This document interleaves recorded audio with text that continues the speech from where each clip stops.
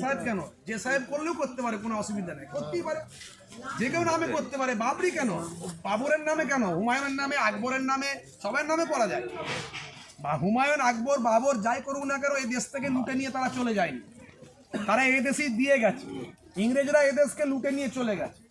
আর বাবর, হুমায়ুন, আকবর তারা লালকেল্লা দিয়েছে, কুতুব মিনার দিয়েছে, তাজমহল দিয়েছে। সেই তাজমহল থেকে কোটি কোটি টাকা ভারতের কোষাগারে ঢোকে। তাহলে তারা দেশের ক্ষতি করেনি, ক্ষতি কে করেছে সেটা ভাবতে হবে। আজকে এই 14 বছরে মুসলমানদের কি উপকার হয়েছে, হিন্দুদের কি উপকার হয়েছে।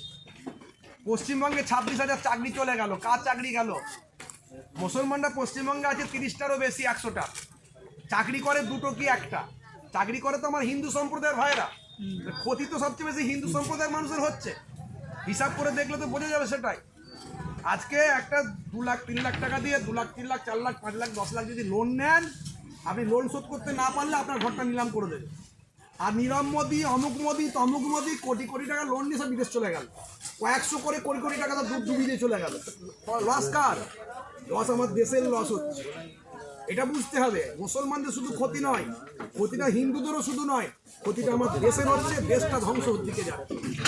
বাবর, হুমায়ুন, আকবর তারা দেশের আমাদের দেশে এসে লুটতে এসেছিল, এসে তারা আমাদের দেশকে ভালোবেসে ফেলেছে।